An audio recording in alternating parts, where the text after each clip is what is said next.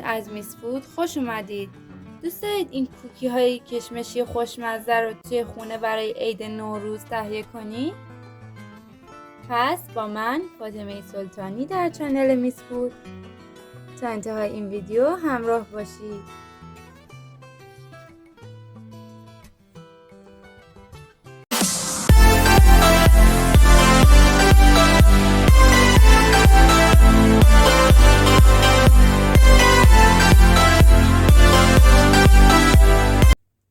سلام دوستان و همراهان همیشگی به میس فود خوش اومدین. امروز اومدم تا آموزش بدم چطور این کوکی کشمشی های جذاب آماده میشن.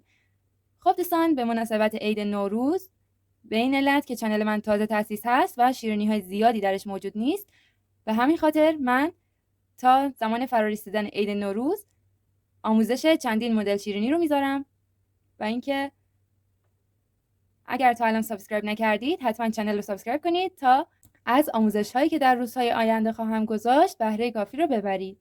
خب دوستان، موادی که برای این کوکی کشمشی های جذابمون احتیاج داریم شامل کره 65 گرم، پودر قند 100 گرم، تخم مرغ 1 عدد، وانیل 2 قاشق چای خوری، آرد 125 گرم، کشمش 70 گرم.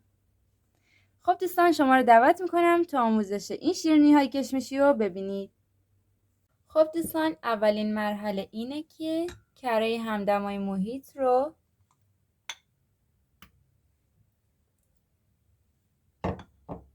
به همراه پودر قند از قبل الک شده‌تون به مدت 4 تا 5 دقیقه با دور تند همزن برقی هم بزنید.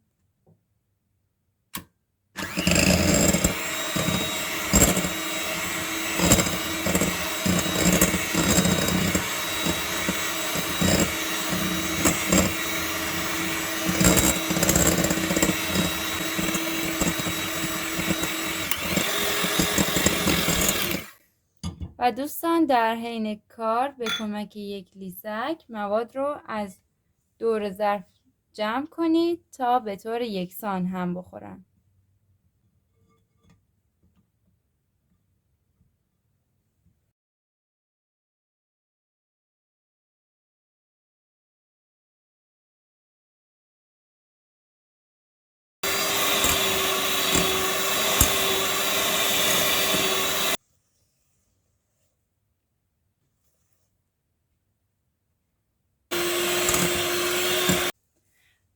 خب دوستان، در این مرحله بعد از اینکه کره و پودر قند رو به مدت 4 الی 5 دقیقه با دور تند همزن زدید، تخم مرغ و وانیلتون رو به کره اضافه کنید.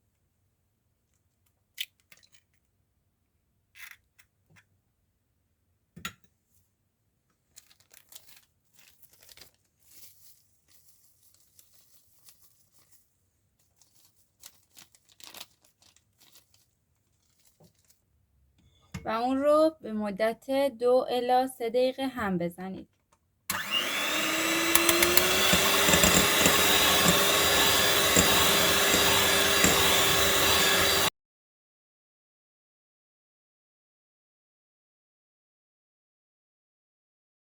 دوستان دقت کنید، این مرحله رو باید با دور تند همزن بزنید.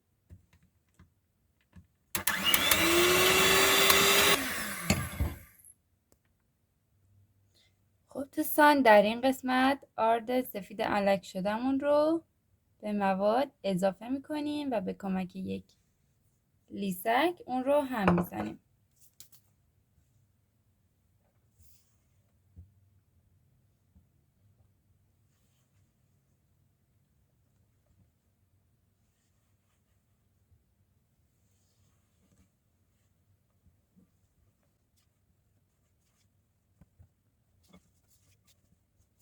دوستان دقت کنید، مواد رو به یک جهت فولد کنید.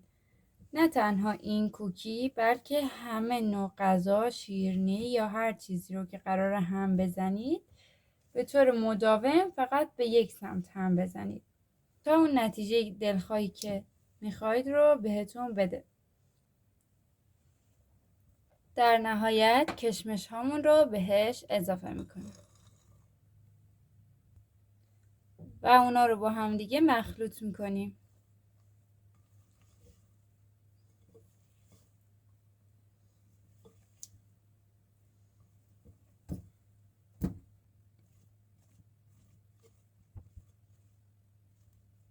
خب دوستان، بعدش موادمون رو داخل یک قیف پلاستیکی یا پارچه‌ای می‌ریزیم و سرش رو 1.5 سانت سوراخ میکنیم.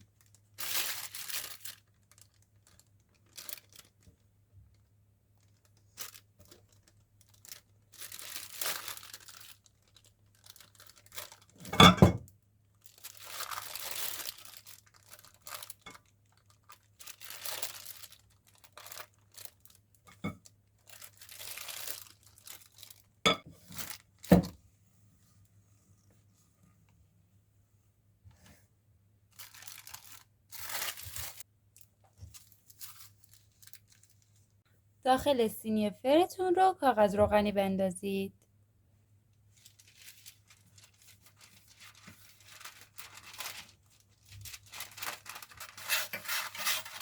و از مواد داخل قیفمون به ارتفاع 1.5 سانت روی کاغذ روغنی میزنیم.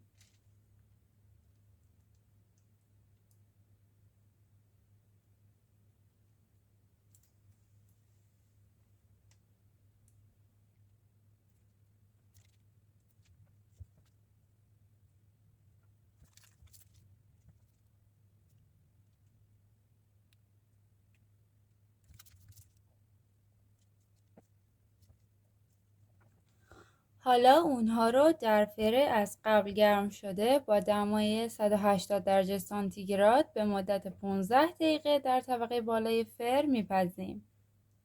خب دوستان، بعد از 15 دقیقه در فر رو باز کنیم و شیرینی های کشمشی رو بیارید بیرون.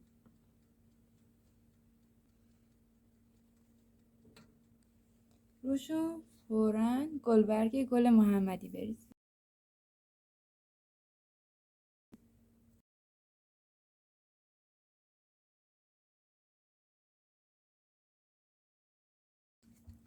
برای ترد شدن شیرینی های کشمشی در آخر المنت بالای فر رو روشن کنید تا روش کمی طلایی بشه. در تمام این لحظاتی که المنت بالایی روشنه باید کاملا حواستون جمع باشه.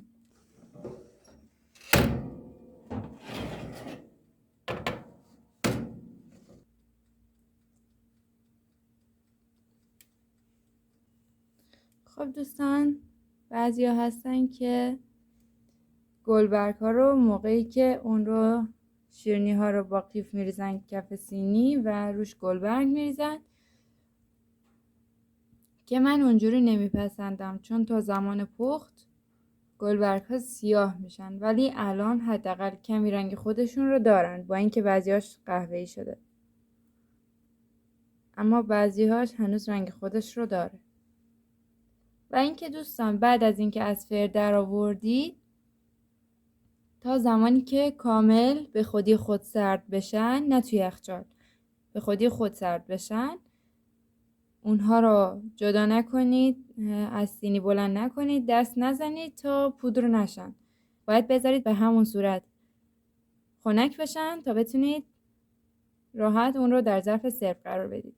خب دوستان، بعد از اینکه شیرینی ها خنک شدن و روشون ترد شد، اونا رو جدا میکنم.